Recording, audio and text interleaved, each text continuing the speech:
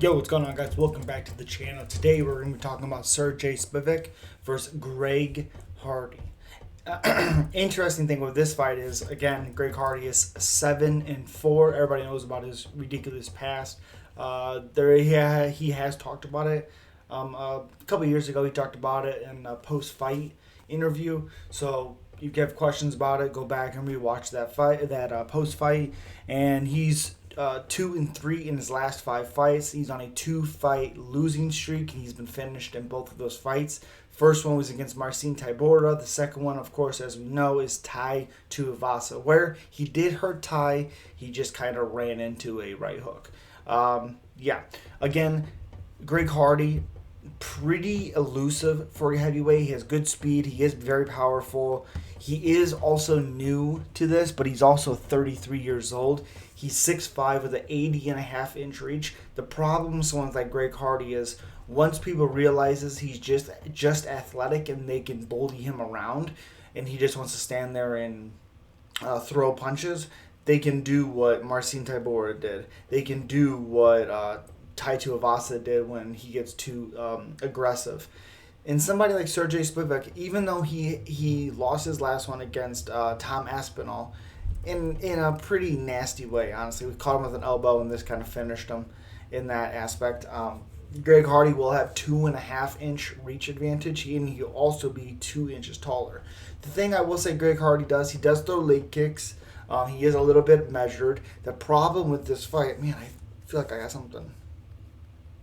Jesus. But the problem with this fight for Greg Hardy is Sergey Spivak. He is a pretty good grinder. He grounded out Tai Tuivasa. He beat him by unanimous decision, correct?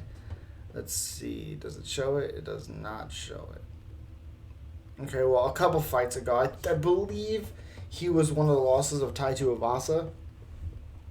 Obviously, a couple fights ago at this point, but he's a very, very well rounded. His hands aren't as good as his wrestling ability and his ability to kind of, if he can get you in dominant positions, like he can sometimes, if he can get you there, the fight's going to go the way he wants it. He's very good at control on the ground. He's good at those things. If he can get Greg Hardy down, which you have to think he's going to just because of the fact it's the path of least resistance.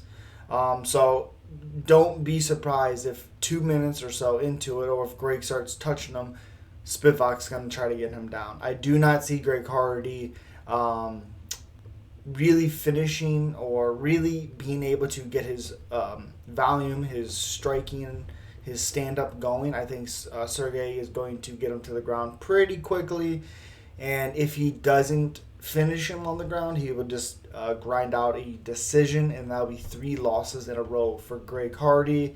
Not that people really expected much from him anyways, but 3 pretty bad losses. Tai Tuivasa one, I think he gets a little bit of a, alright, he did hurt Tai Tuivasa in that fight. Tybura, he looked pretty good standing on the feet with Tybura. Both big moves, stepped up in competition.